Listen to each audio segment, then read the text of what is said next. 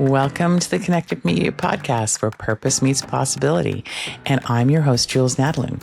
At Kynective Media, we shine a spotlight on women, innovators, founders, changemakers, redefining business, leadership, and creativity across Canada. Today, I'm joined by Lisa and Alexa, the founders of Good Juju. Hi, Lisa. Hi, Alexa. I am so excited to have you on the Kynective Media Podcast today. And thank you so much for joining us. Aw, thanks for having us. Thanks. We're so happy to be here. I am super excited to share your business story. Just for our audience, could you tell us a little bit about Good Juju and how you guys got it started? Yeah, so I can start, and then Alexa can fill in some duke gaps. It out. We can duke it out. Yeah, we have a shtick. So we started Good Juju 5.5 years ago. But prior to that, Alexa and I both worked in the natural health industry. I was on the supplier side, the manufacturer side. I worked for supplement companies, a couple of them actually, in sales and marketing for about 10 years, and fell in love with natural, clean products and really what they can do for you, as well as the sustainable aspect, and learning a lot more about what needs to be done in terms of business and in terms of products when it comes to sustainability and ways that we can improve. And when I was working there along the way, that's where I met Alexa. So I'll let you tell a little bit about your background. Yeah, so I'm Alexa, and I met Lisa working in the natural health industry. My family started and owned one of BC's kind of largest natural grocery chains. So I worked in the stores for 26 years. And I also developed a really, strong love of sustainability, sustainable products. And that's where I met Lisa. We were acquaintances, I would say. We would run into each other here and there at trade shows and different events. But it wasn't really until my family decided to sell our business that we connected on this level. So Lisa was leaving her career at that time. I was leaving my career, and she approached me and said, "Do you want to start a business together?" Yeah, I was almost like, I don't know how serious I was, to be honest, at the very beginning. Yeah. But Alexa was like open to the discussion. And then, as we kind of discussed more, I was way more in right in the beginning. And Alexa was a little bit more hesitant because she was, we're also, for people that don't know this, we're also on opposite sides of the country. So I'm in the Toronto area. Alexa at that time was in Vernon, but is now in Vancouver. So it's kind of a big leap to start a business with somebody who you're not even in the same physical space with. And, there's a lot of synergies that happen when you're together. So I think that was part of it. Part of it as well was, Alexa was, like she said, we were acquaintances. We weren't super great friends. So taking a leap of faith there. But anyways, we took the leap. And we started Good Juju, and what we wanted to build and what we've built is really something in the clean beauty space that is also sustainable. So natural, clean ingredients, but everything that we make does not have a plastic bottle. Okay. Mm-hmm. So no waste. No waste. No waste. Yeah. Just quality products.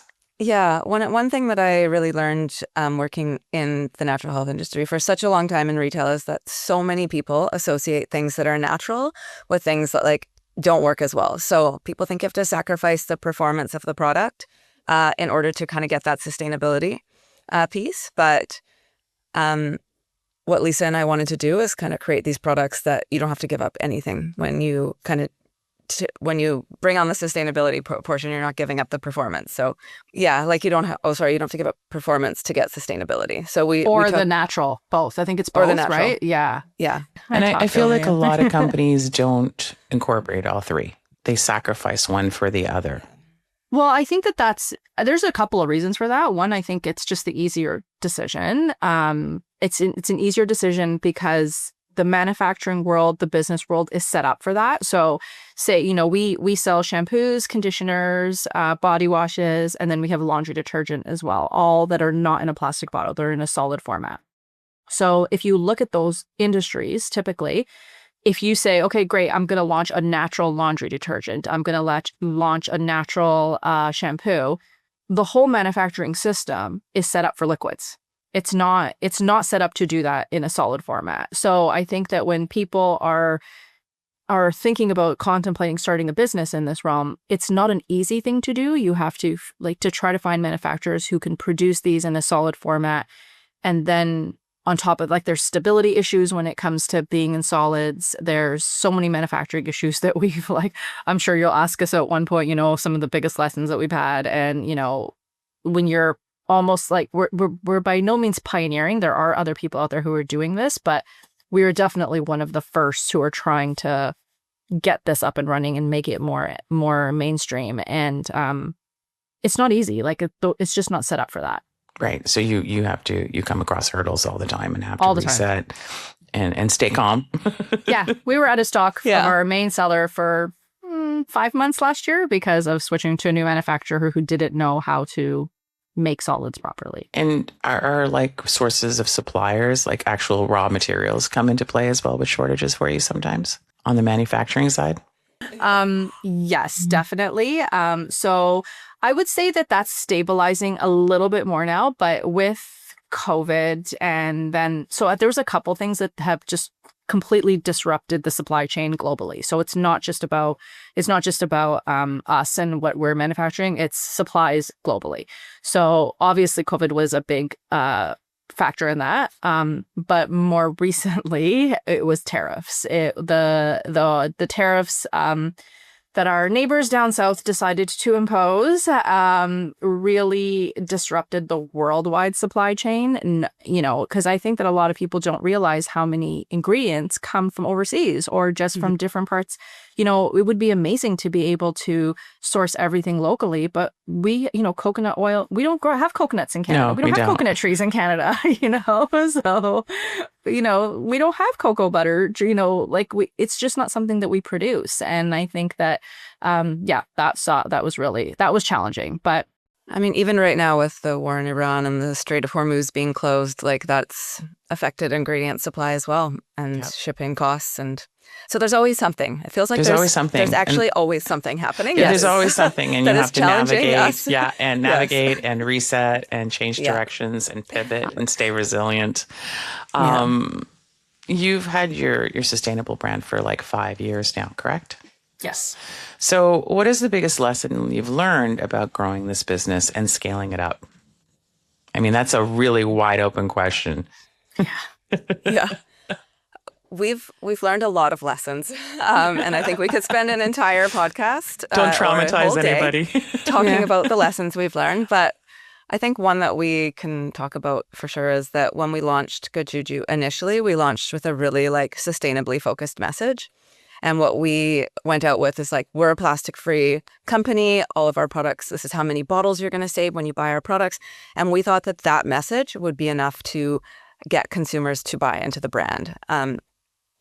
And what we've kind of learned over the last 5 years is that message is not always enough to get consumers to convert. What the message that they want or that they're resonating with is more a message of how is this going to make my hair look better, or for us, our products are actually really helping people with thinning and shedding. So how is this going to stop my thinning and my shedding? And it has a sustainability component. It's almost that's not the primary reason that people are. It's a bonus from for us. people. Yeah, it's not their main reason for purchasing. I mean, there definitely is a segment of consumers who are looking for sustainability first. That's their most important factor, but it's not big enough, unfortunately, right now. And so we're just really proud that we can provide both. An amazing product that delivers amazing results, but is also sustainable. One of the things I noticed in a lot of your social media, because I do follow you, is conversations around perimenopause and menopause and how that affects your hair. And I was just for me, it was what?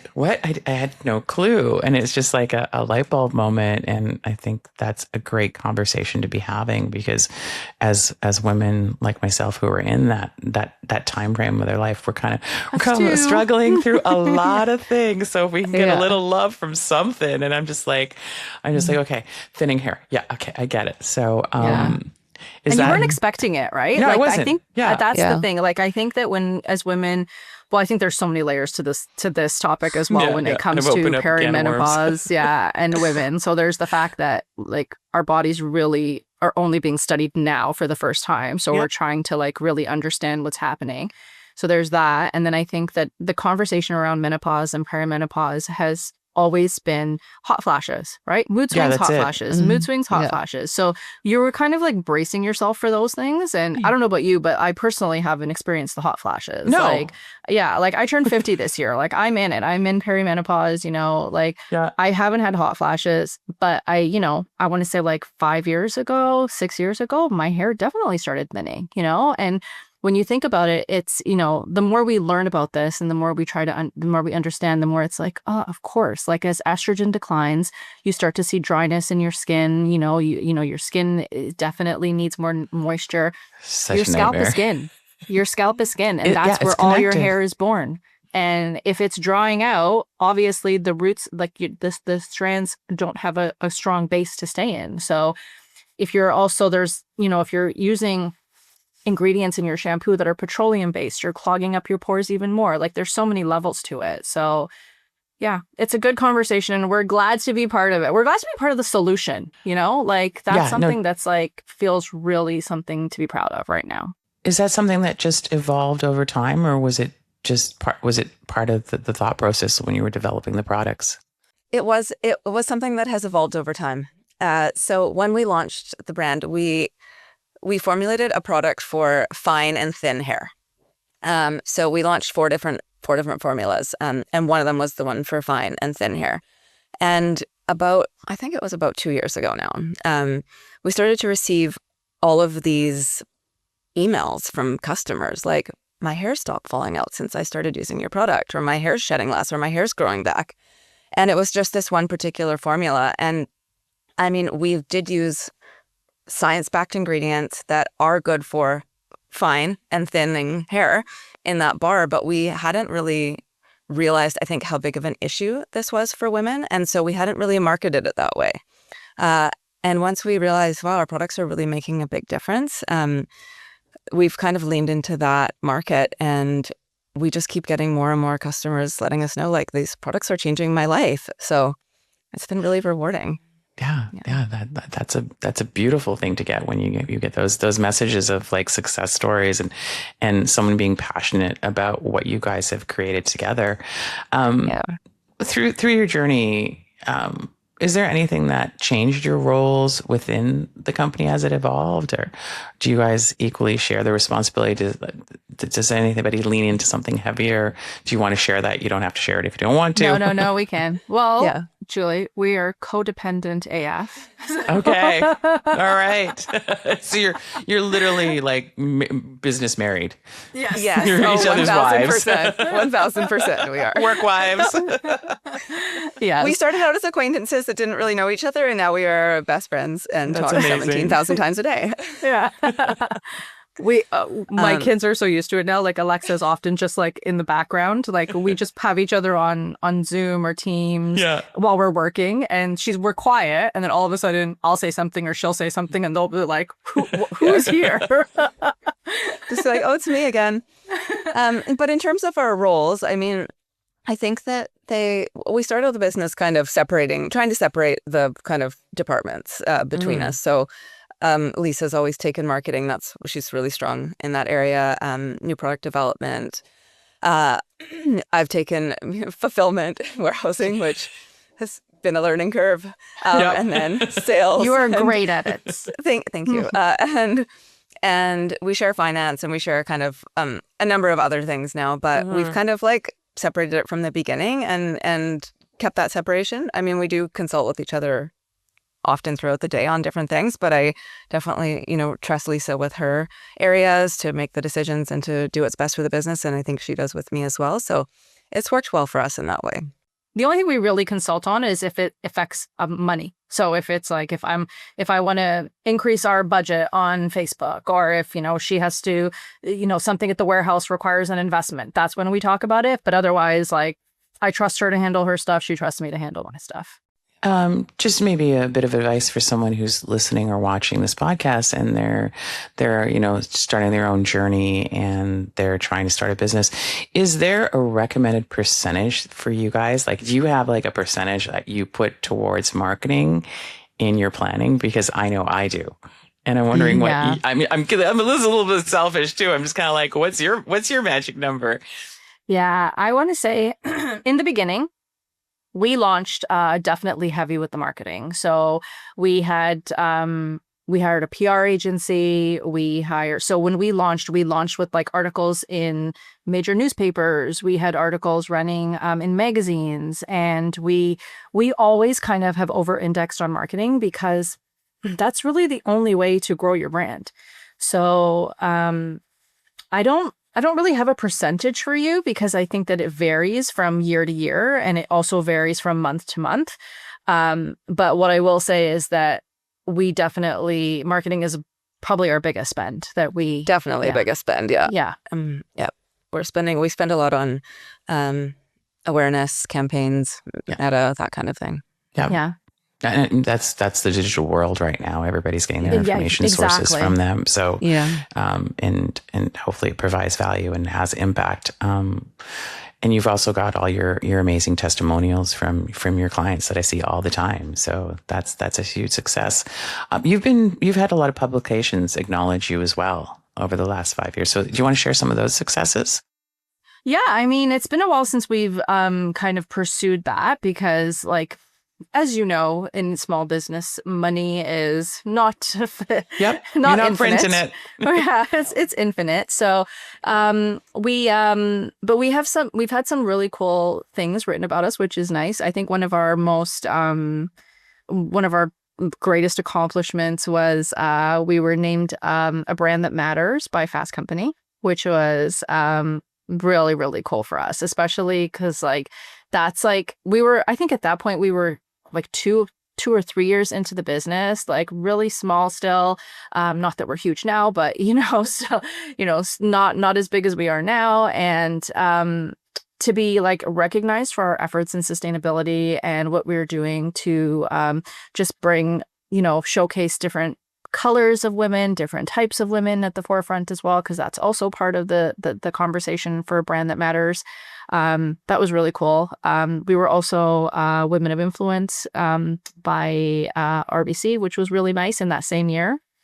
And then we've been featured in some really cool beauty publications. So we've been in Vogue and Editor's Picks in Vogue, in Cosmo, in Oprah Daily.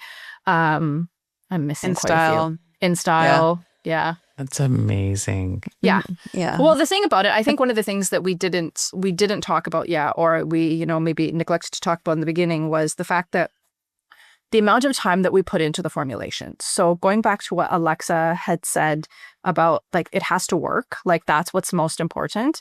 We both knew that right from the beginning. Like Alexa said, she learned that from being in the stores, that people think that they have this preconception that if it's natural or if it's sustainable, it's not going to work.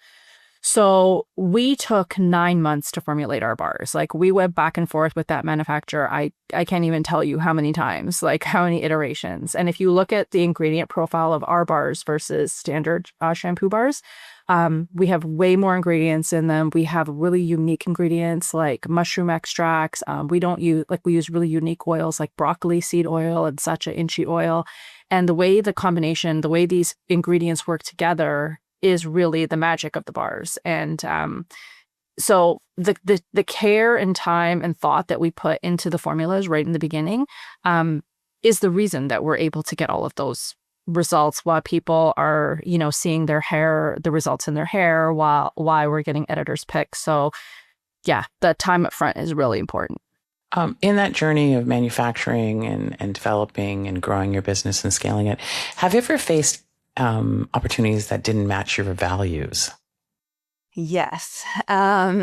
So often, and as a small brand, trying to grow, it can be very challenging to say no to a lot of those things when they come along. It's some of the opportunities that we've been presented with are like maybe a retailer that really just doesn't fit with our value system. We're approached by a really big fast fashion online brand who makes, things unsustainably. And we just didn't feel like that fit with our brand, but would have been an exposure to a massive audience and a massive consumer base. So hard to say no to those things sometimes. I think too, a lot of, we've had customer requests for products that we know we could sell and we know would sell well, but it's not possible to make them without a plastic bottle. So we've had to pass on them. So those kind of things can be hard because every sale matters when you're a brand our size. I completely understand myself. I don't know if you know this, Alexa, but I actually owned a beauty company that started brick and mortar that was grounded in, non-parabens and essential oils. And it was in the early years of clean beauty. It was like 1999. And I was approached by a very reputable hotel in Toronto that could have really, propelled the brand, even though it did evolve to wholesale. So having this conversation with you is like, it's such a heartfelt for me because I've been there when like, oh no, that ingredient ran out, or there's no more, like specifically French lavender has gone out of stock, and it's the only lavender we use because we don't like, and it's just like, and the pivoting and the having things not in stock and people being disappointed and not being able to meet sales and demand. So I like you're talking to me and like, I'm so resonating with this conversation. And I remember that part of my life. And I had to say no to this hotel because they kept wanting to get it cheaper and cheaper and cheaper. And at that point I literally looked at them and said, I will not let go of my goals and my values to accommodate your price point. And I may not be the person you should be working with. And I referred him to someone else, so sometimes we need to take a little financial hit for our integrity. So I respect you guys even more so for doing that, because as a small business, it is hard. Every dollar counts. It does. Yeah. What have you done that's bringing you to this? Like, you've scaled your business now, like 5 years later, you've done a major shift from what I understand. Was there anything in those moments that caused the slow growth? Okay. Yeah. Every year brought new challenges and new opportunities. So we launched at the end of 2020, which was, COVID, the heart of COVID. And so let's say, 2021 was our first real year of business. And in the East, Ontario was really shut down. But so we didn't really have a lot of opportunity for wholesale at that point. But the good news was that everybody was at home and they were shopping online, and so that first year, Alexa was able to open up the West because in some good accounts in the West, because BC was much more open than Ontario was, so that first year was kind of like a combination of just like really getting our name out there and also getting a solid online presence. And then the following year was really, our business was all about wholesale. We were like, everybody was open again. We expanded into the US. We got some major US retailers. We got some more Ontario. It was just like, then the next year it was like, okay, well, wholesale is slowing down and let's go back to online. So it's literally been like every year is different. And this year, until we had like a really good combination of both, we've got a good base of wholesale accounts and we have a good base of online accounts. And right now, like, my job is to really push the online and Alexa's is to really push the wholesale. So yeah, it's just slow and steady. I think, everybody has this like dream when you start a business and you think that it's, within 5 years, 5 years from now, I'm going to be like rolling in it and I'm going to be like, everything's going to be so easy. And it's like, no, that's not what has happened. No. Can we talk a little bit about the dynamic of the two of you? Because obviously it's great, but just let's get into the gossip portion of this conversation. Sure. What are the things you guys disagree about the most? Can you give us some dirt? You know what? People ask us this question all the time, and I have to say, like, this is the most difficult question for us to answer. Yeah, because you guys like get along really great. Well, yeah. I mean, I think when.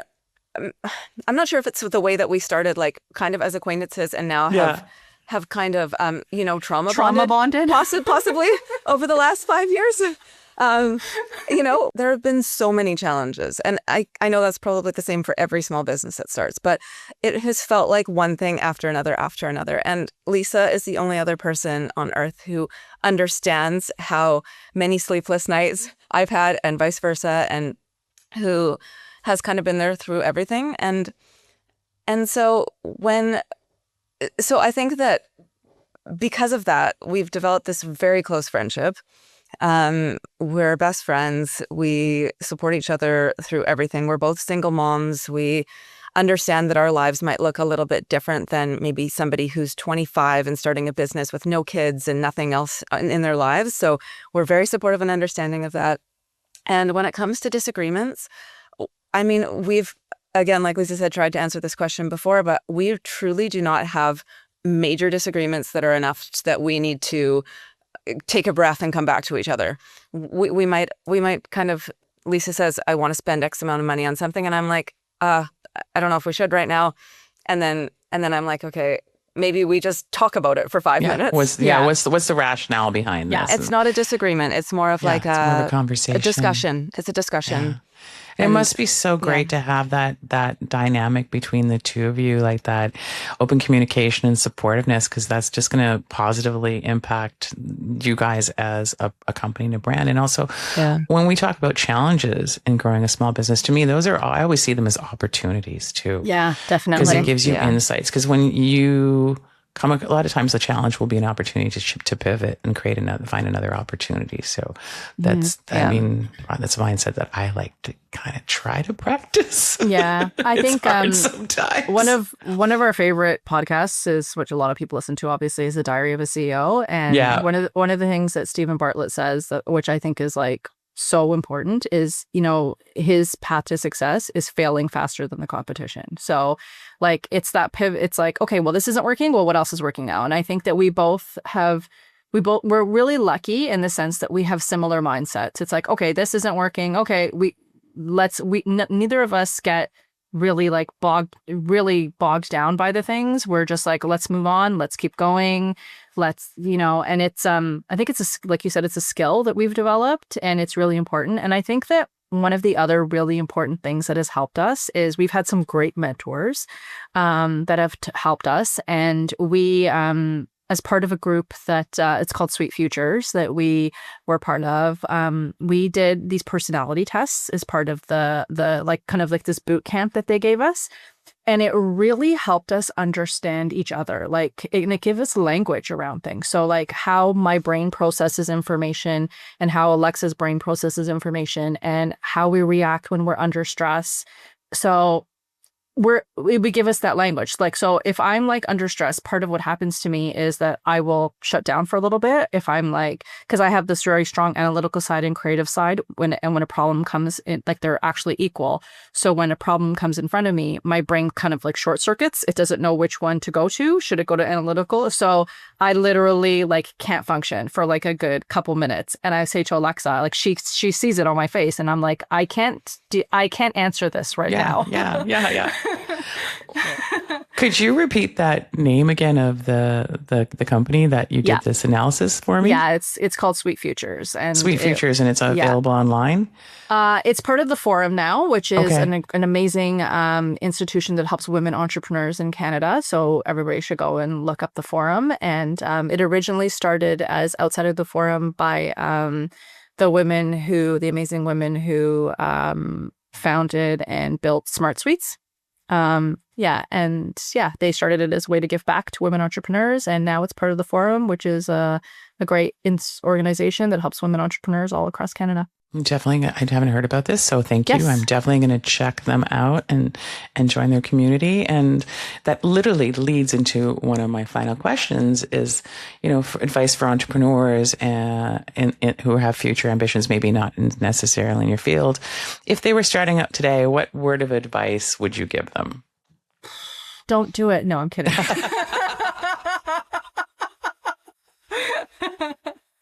You're never sleeping again. Don't do it. So I think that if you're going to start something, I would start by, my advice would be to speak to other entrepreneurs. Speak to as many entrepreneurs as you can, so that you can have a realistic expectation set out for you. I think that the world of business has changed so much since. It changes every single year. So the rate of change is insane. Like when I was in school, both of us went to business school. a long time ago. I won't even say how many years ago. A long I time won't say ago. mine either. Yeah. And, when back then we were like, okay, short-term planning and long-term planning, and short-term is 3 to 5 years and long-term is 7 to 10 years. Yeah. Long-term is a year right now. Short-term is like, what are we doing for the next month? Right. So I think that and then you add in the rate of AI, then you add in the rate of there's so many things that are happening right now. So I think step one would be to network, talk to as many entrepreneurs as you possibly can so that you have a realistic understanding of what you're getting yourself into. I think that would be baseline advice. And then I would think that my next set of advice would be going back to what we learned the most is that make sure your product works. It has to be that is the foundation of everything. You can say anything that you want, but your product has to be something special that's going to stand out. And I will add to that okay, go for it. I would say pick something that you're definitely passionate about and very interested in, because you will be living and breathing it nonstop for the rest of your life until the business is gone. So rather than picking something that's trendy or whatever, pick something that you actually care about. I'm very practically, cash is everything, and managing your cash flow and looking at cash flow and margins every single day is very important, because that will sink your business so quickly if you're not on top of it. All right. Yeah. Amazing. And if someone really wanted to experience your products or stay connected with you, how would they do that? And of course, we're going to put this all in our show notes so they can connect with you and learn more about your products. Amazing. They can follow us on Instagram at Hello Good Juju, or they can find us on our website at hellogoodjuju.com. That's amazing. Yeah. Thank you so much for everything today. And I look forward to continuing this conversation offline. Thank you. Thank you for having us. It's been great. A big thank you again to Lisa and Alexa, the founders of Good Juju, for sharing their stories today. Through authentic conversations like this, we get to share how people are making a real impact and challenging the status quo in some industries. Thank you for joining us, and remember to stay connected and keep telling the stories that matter.